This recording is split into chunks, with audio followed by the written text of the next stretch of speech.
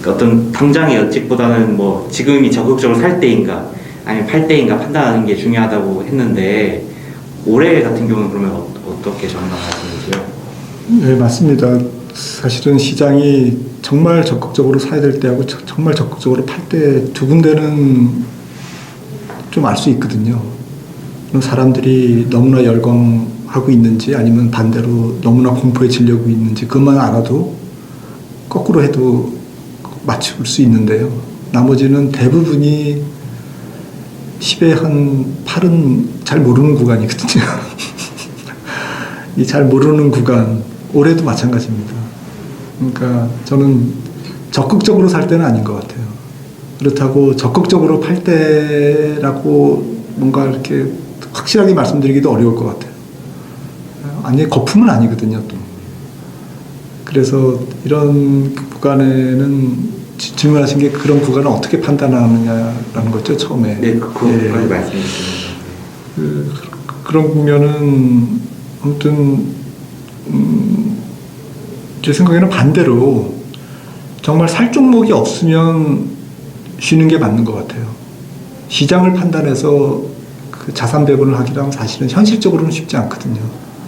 대부분의 10개 구간 중에서 한 7개, 심지어 8개 구간이 이런 애매한 구간이 쉽지 않거든요. 인데 그런 애매한 국면에서는 조금 더 과열 쪽에 가까운 지금 주식을 해서는 안 되는 쪽에 좀 보수적이고 방어적으로 해야 될 텐지 그런 애매한 구간인지 아니면 조금 빠지면 살 찬스를 노려야 되는 그런 좀 긍정적인 측면의 어떤 애매한 국면인지를 그 자체를 잘 모르거든요. 지나고 나면 쉬운데. 그래서 거듭 말씀드리지만 조금 그렇게 확신을 가지고 살 종목이 있냐 정말. 이 종목은 내가 지금 사면 목표가 한 30% 이상이야. 그런 종목만 올해는 가지고 가시는 게 좋을 것 같아요. 그런 종목이 안 보인다면 과감히 좀 쉬는 거죠. 보일 때까지. 그게 잘못 들어가서 애매한 구간인데 정말 주식을 이거는 뒤도 안 돌아보고 사야 돼.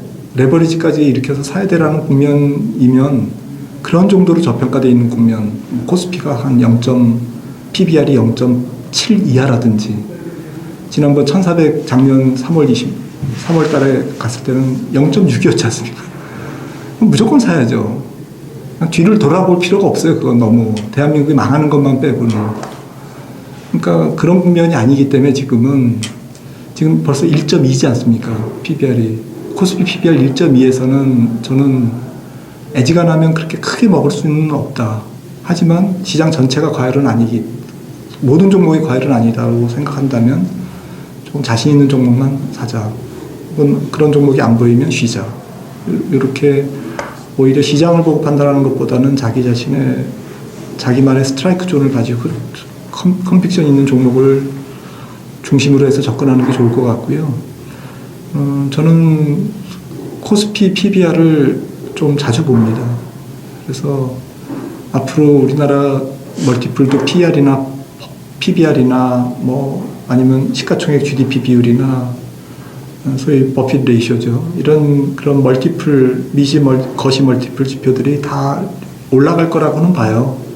길게 봐서는. 하지만 이게 하루아침에 올라가는 건 아니라고 또 생각하거든요. 그렇다고 보면 현재 1.2배 정도의 코스피 PBR에서는 지금 한 3,000선 정도에서는 그 위로 갈 수 있는 룸은 그렇게 높지는 않다. 그러니까 지수 투자를 해서 굉장히 큰 돈을 벌기는 쉽지 않다라는 거고요. 하지만 우리가 모르는 어떤 악재에 시장은 굉장히 취약한 상태다라고 생각을 합니다. 그러니까 그런 취약한 어떤 악재가 조금 돌발적으로 나왔을 때는 아래쪽으로 어떤 리스크는 한 30% 이상 되는 장이다라고 생각하거든요. 그러니까 코스피 예를 들어서 한 2,500에서 올해는 한 300 정도의 어떤 레인지가 예상되거든요. 그러면 아래쪽으로도 많이 열려 있잖아요. 그러니까 지수가 떨어져도 적게 떨어지거나 아니면 그런 혹시 떨어졌을 때 오히려 찬스다 싶어가지고 내가 보유하고 있는 종목을 나머지 현금을 동원해서 더 살 수 있는 그런 용기가 있으면 그런 종목만 들고 가자는 거죠. 조금 더 슬림하게. 작년하고는 올해는 좀 다르다고 봅니다.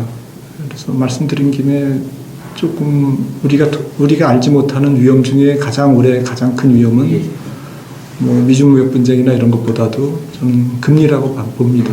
그래서 지금 올해 금리가 일시적으로 올랐다가 하반기에는 다시 안정될 거라고 보시는 분들이 대세고요. 저는 그렇게 안 보고 하반기에도 금리가 계속 올라갈 거라고 생각을 하는데, 미국의 경제학자들도 이제 완전히 금리 상승파와 안정파로 나눠졌더만요.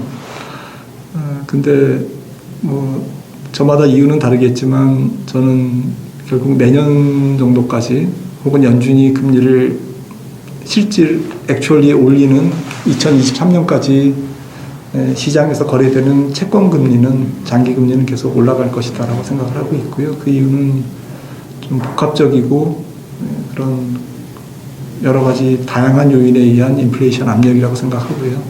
중에 대표적인 거는 돈을 많이 풀었기 때문에 자산 가격이 올라서, 자산 가격이 오른 게 곡물이나 이런 것도 결국 음식료 서비스업 가격으로 올라갈 거고요.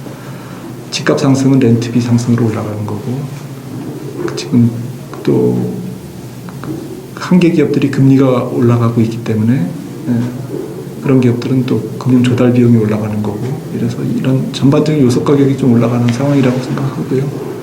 유가가 또 올라가니까 또 제품 가격이 올라가고요. 근데 이런 부분들이 돈을 많이 풀었기 때문에 자산 인플레가 형성이 돼서 생기는 부분이 적지 않다고 봅니다. 그럼 이제 연준에서 어쨌든 제로금리 유지하겠다는 입장이지만 미국 국채 10년물은 그거를 꼭 연준의 말대로 따라가진 않고, 제로금리에도 불구하고 좀 올라갈 것 같습니다. 최근에 금융주도 많이 뛰고 있고 여러 가지 좀 전략이 나오고 있는데, 보시기에는 좀 어떤 식으로 포트폴리오를 구성하는 게 좀 올해는 맞으실 것 같으신지요? 그러니까 업종별이나 스타일별로 하기는 좀 어려울 것 같아요. 이미 그 성장주의 반대쪽에 있는 소비재라든지 아니면 리오픈 관련주라든지 앞으로 경기가 정상화됐을 때 좋아질 기업들도 다 올라 있고 밸류에이션도 비싸기 때문에요. 대체로는. 그래서 성장주, 전통주, IT주, 테크주, 난테크주, 컨택트주, 언택트주, 하드웨어, 소프트웨어 이렇게 나누다 보면 좀 답이 안 나올 것 같고요. 올해는 결국 철저히 밸류에이션으로 좀 들어오는 것 중에 올해 어쨌든 실적 장세니까 이제 금융 장세가 끝났고 좀 끝나가고, 그리고 돈 버는 기업들이 훨씬 더 주가가 탄력적으로 올라가고, 아무리 돈을 많이 벌어도 그 당해 분기의 실적이 피크면 사상 최대 분기 실적을 발표하고 그날부터 주가가 빠지는 그런 어떤 현상도 나타날 거고요. 그러니까 결국 3개월, 6개월, 12개월 후에 그 기업 이익이 어닝 서프라이즈가 날 기업들을 찾아야 되는데, 그런 기업들의 카테고리 중에 어쨌든 반도체는 들어가는 것 같아요. 반도체 및 반도체 장비는 그럴 수 있는 그 가능성이 높고요. 그다음에 2차 전지 쪽에서도 여전히 실적이 좀 꽂히는 기업들이 있을 거거든요. 그다음에 5G, 그리고 바이오는 조금 실적이라기보다는 파이프라인의 가치인데, 올해도 임상이나 이런 게 성공하는 기업들이 꽤 또 나올 겁니다. 오히려 이 코로나 위기가 상당히 각국의 어떤 헬스케어나 바이오 쪽에 대한 투자나 관심을 높이고 있기 때문에, 그래서 이런 성장주 카테고리 안에서도 조금 밸류에이션이 너무 황당하지 않은 것 중에 올해 성장할 기업들을 찾아야 되는 것 같고요. 시클리칼이나 산업재, 소재, 에너지, 은행 말씀하셨던 이런 쪽에 반대쪽에 있는 섹터 안에서도 지금 주가가 너무 많이 올라가지고요. 밸류에이션이 다 비쌉니다. 그래서 오히려 그쪽에서는 조금 더 그 종목 선정에 저는 주의를 해야 된다고 봅니다. 그쪽은 금리 상승기에 오히려 조금 편안하다라고 인식하고 있지만, 그렇지 않을 것 같아요. 이미 정상적인 퍼나 이런 수준을 벗어난 기업들이 많고, 전체적인 산업 구조가 저는 K자형 경기라고 생각하거든요.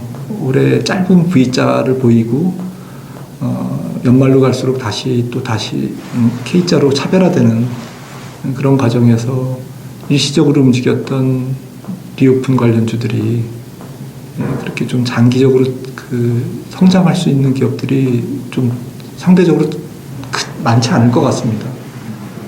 내가 그러니까 약간 일단 거르는 먼저 자기가 투자하려고 하는 종목이 생겼을 때 한번 이 종목을 투자해야 되느냐 안 해야 되느냐를 밸류에이션으로 한번 걸르시고, 그래서 아무리 매력적이라도 너무 비싸면 밸류에이션 퍼가 너무 높으면 일단 홀드 하기를 저는 올해는 권해드리고 싶고, 그렇게 해서 1차적으로 2차적인 선정 조건은 말씀하셨듯이 결국 올해 섹터 구분 없이 너무 섹터에 얽매이지 말고, 왜냐면 다 같이 비싸졌기 때문에 굳이 이거 싸 이런 섹터는 없거든요 지금. 뭐 금리 오른다고 그래가지고 뭐 국내 은행주 조금 적게 올랐지만 뭐 해외 은행주 많이 올랐고요. 그러니까 그래서 결국 어닝 서프라이즈, 이 지금 나와 있는 어떤 그 기업의 이익 전망보다 이 기업이 이익을 더 낼 가능성이 있냐 아니면 실망시킬 가능성이 있냐. 그러니까 돈을 벌 거냐 안 벌 거냐가 아니라 더 벌 거냐 덜 벌 거냐. 그냥 다 비싸져 있으니까 올해는 그렇게 추려야 될 것 같아요. 그러니까 어닝 서프라이즈 있는 기업들은 분기마다 이익 빵빵 내면서 올라갈 거거든요 분명히. 20배가 나중에 30배 되고 뭐 이럴 것 같습니다. 근데 그 개인 입장에서 어닝 서프라이즈를 좀 예측해서 투자하기가 쉽지 않을 것 같은데. 그래도 분기마다 지금 기업들이 분기 실적을 발표하니까 그 다음에 분기 실적 발표하고 그 다음 분기에 어떤 이익에 대해서 어느 정도 뭐 그래도 보도를 하거든요.